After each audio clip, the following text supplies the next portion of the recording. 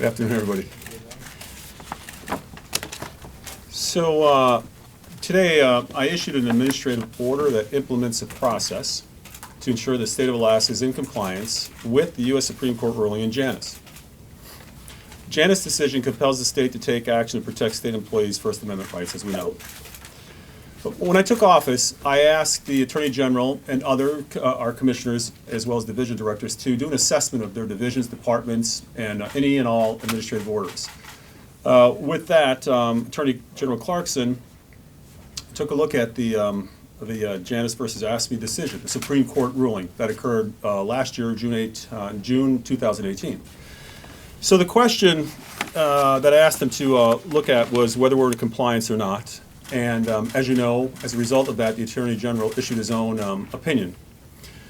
So as a result of that opinion, we are issuing the administrative order today to bring the state of Alaska in compliance with the Supreme Court ruling. So what does it do? What does this administrative order do? It provides for an initial opt-in that would void all prior non-Janus complaint union dues cards.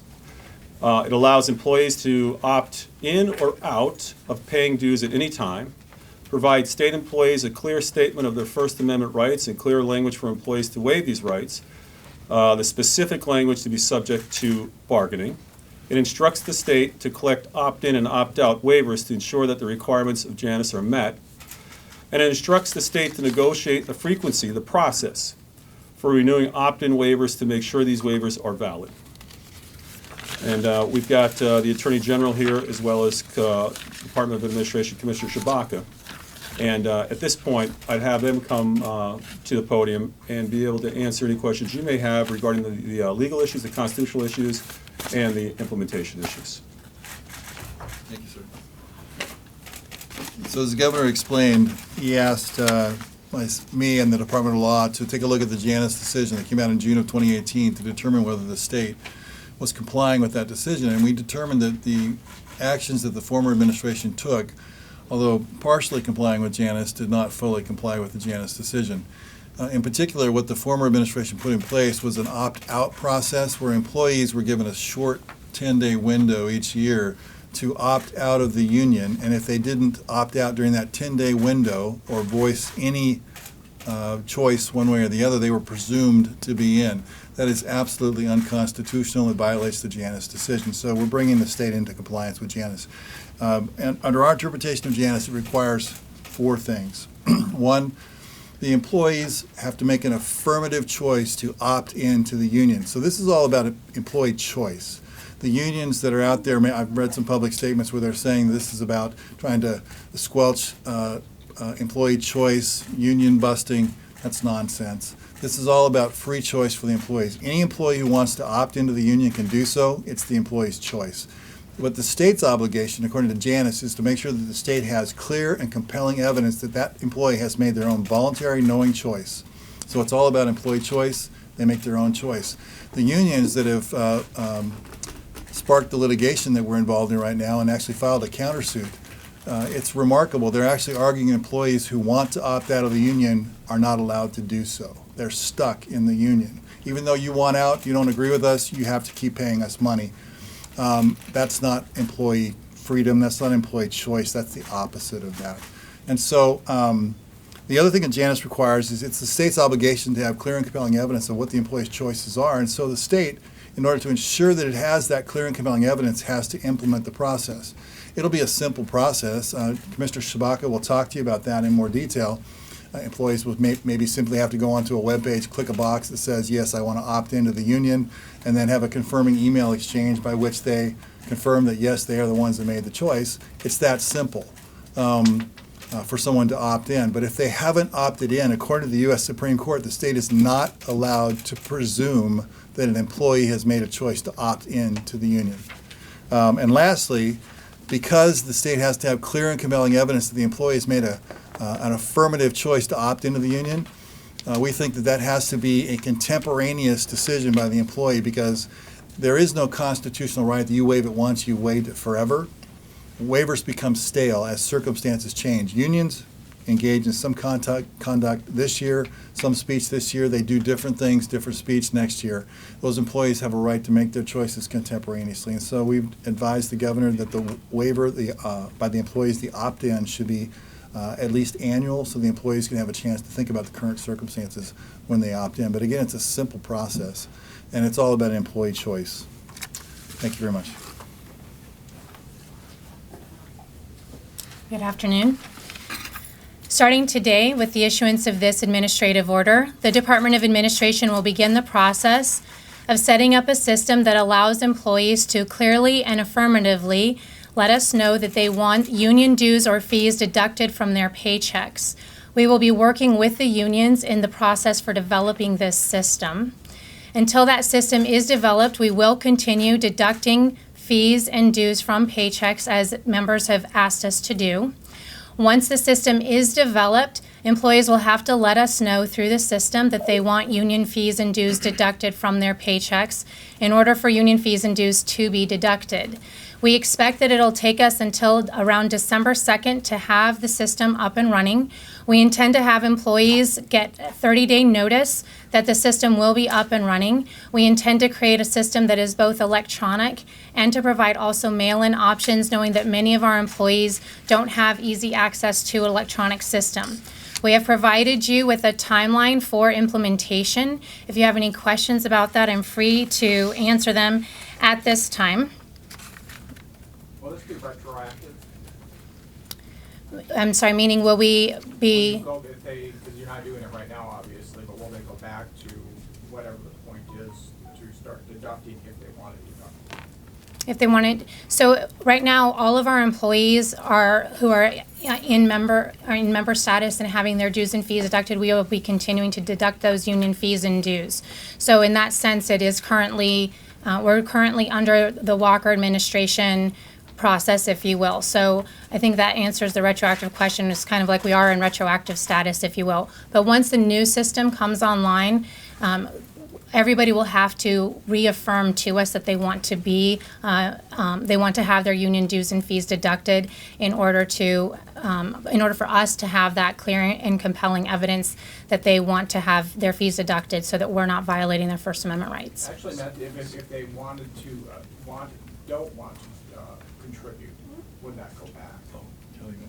Oh, yeah, thanks, Kevin. So, no, in that respect, there's no retroactive aspect to this. You're talking about the idea of a clawback, where you go back and collect money. No, that's not part of what we're implementing. This is a prospective from now to the future, sort of once it goes into place, employees will have to affirmatively opt in order to have those union dues taken. But there's, Sure. go ahead. So sorry. So we will open it up to questions, and I know we have a limited time and a lot of books to get to. So if you'd like to ask a question of any of our three guests today, I'm happy to take those. So Sean, go ahead. Why pursue this administrative order when there's a lawsuit and a countersuit going ahead? Well, the lawsuit that was initiated was simply because once the AG opinion came out, the state started receiving requests from employees. Wait, I didn't know I didn't have to be a member of the union. I thought I had to be a member of the union. How do I opt out?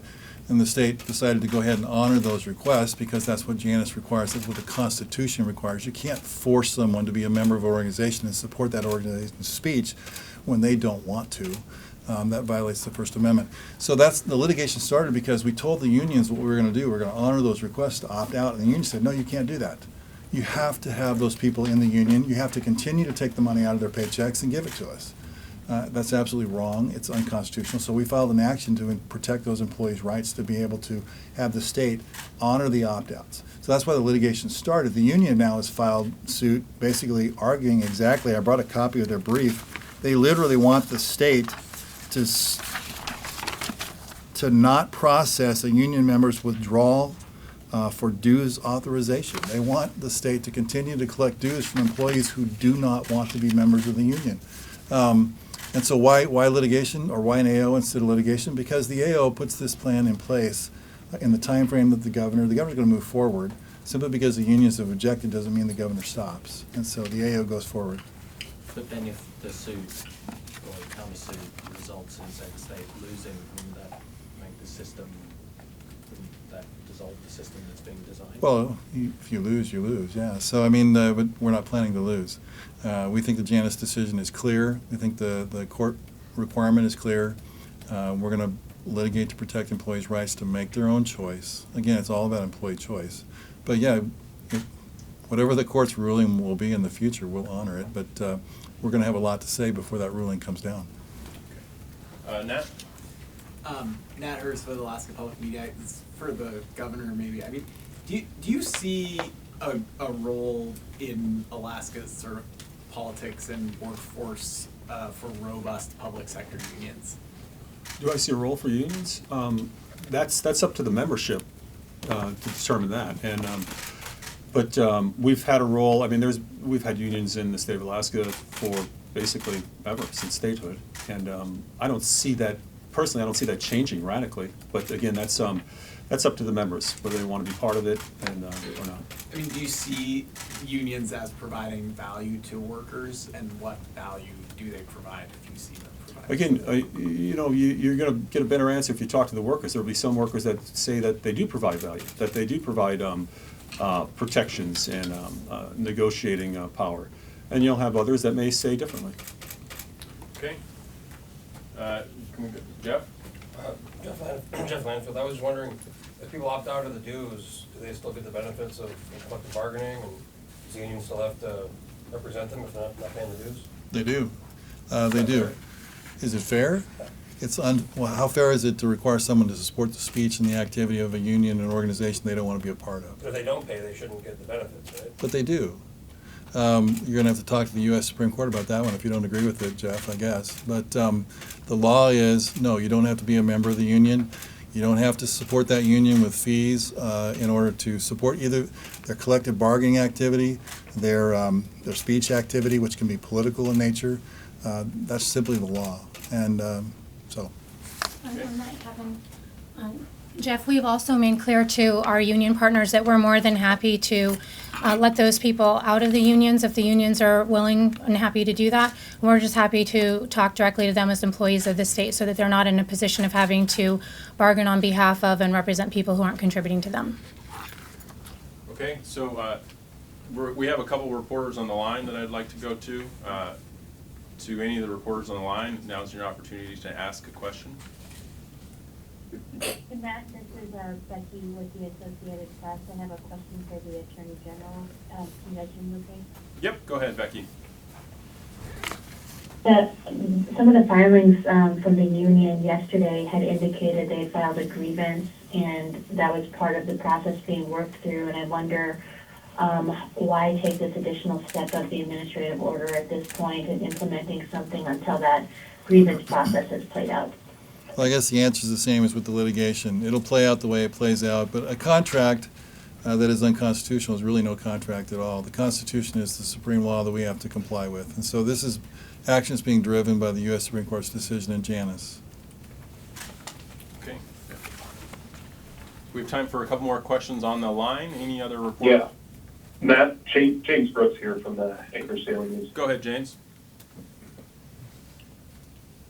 This is for whoever is most appropriate to field it, but the call cut out a little bit. And how does this affect the existing collective bargaining agreements with the state's public sector unions? Are those agreements now null and void because they include different provisions? Well, any provision that conflicts with the United States Constitution is not a provision that we can comply with. So to the extent, only to the extent that those provisions of those agreements are in conflict with the Janus decision, are they provisions that we're not going to be complying with. I hope that answers your question, James. But I think perhaps there's a compliance aspect to that, Hey. to James' question. Okay, any other questions on the line? Yeah, Steve Quinn with KTBA. Okay, go ahead, Steve. I haven't been able to hear you very well this whole call, but so you may have answered this question. Why go with the AO now when you had the lawsuit last week? Okay, well, look, hey, I appreciate the question. It sounds like we're having some technical difficulties. This press conference is being streamed on the governor's website, so I think that's the second time that question's been asked. So I would just encourage folks to go back to that. But Do we have any other questions in the room? I know that we are short on time. Yeah, Matt, that live stream also cut in and out too, so I tried both, Okay, well, so you know. You can answer. go ahead. Okay, so, yeah, the answer is that the state's obligated to comply with the Constitution. We're not going to sit and wait for the grievance to be played out or the litigation to be played out. That could take years. So the state's going to comply with the Constitution at this point in time. That's why the administrative order is coming out now. The state will, of course, comply with whatever court orders come out, but like I told you before, we're going to have a lot to say before those court orders come out because we think this is what the Constitution requires. Do you Joe? know how many state employees are impacted and what kind of dollars are held back? I know there are 8,000 some members of the ASEA. I know that much. I know that it's only a handful of maybe 13 that have so far come forward and said they wanted to opt out of the union, so it's like a fraction of 1% of their membership that has said they want to opt out at this point in time. Hardly a drastic impact in terms of the union financially, but I hope that answers your question. Dollar-wise, do you know how much is Maybe Kelly does, I don't, but. I'm sorry that I don't know how much dollar-wise. I can look and see if we can get you those numbers. There are about 14,800 employees in the executive branch. I estimate about 12,000 of them are covered by a collective bargaining agreement. You're right that ASEA is the largest employee representation with about 8,000 employees. Since the time the administrative order was issued, there are 25 employees who've asked to opt out of their unions since then. I'll ask about the dollar amount that would be, I assume you're asking like if, how many union dues are paid by employees? All right, I'll ask. Okay, Sean? You spoke about some of the provisions in the contract may conflict with the Constitution of the reading of the Janus decision. I was wondering if you could extrapolate a little more how they might conflict and then also what that means for the contracts as they exist now. Well, again, I don't have the contracts in front of me or have them memorized, but my general recollection is that some of those contracts literally require employees to immediately contact their union when they're hired. They're literally informed pretty clearly that they have to contact the union. They're supposed to sign up to pay union dues. Some of the contracts literally say that if they don't contact the union and arrange to pay dues, that they'll be fired. Those provisions are absolutely unconstitutional and they cannot be enforced. Okay, that's it for questions. I want to give the governor an opportunity just to wrap this up, and as we said, there'll be opportunity tomorrow to ask questions regarding other issues. Yeah, and these folks will be here tomorrow to answer any questions that you might have. So when I took office, I made a commitment to the people of Alaska that we would follow the Constitution of the United States and Alaska. This is a Supreme Court ruling. This is a Supreme Court decision, and it's our intent to make sure that we follow that Supreme Court ruling and implement what that ruling was based on. So the administrative order is to bring the state of Alaska into compliance with the Supreme Court ruling of Janus, and we are obligated by the Supreme Court to make sure we comply. This is not an anti or pro-union issue. It's about complying with the law and complying with the Supreme Court ruling. And so again, as Matt said, tomorrow we're going to have another conference. There'll be more opportunity to ask some detailed questions, and these folks will be here tomorrow as well. So I want to thank you for being here today. Thank you very much.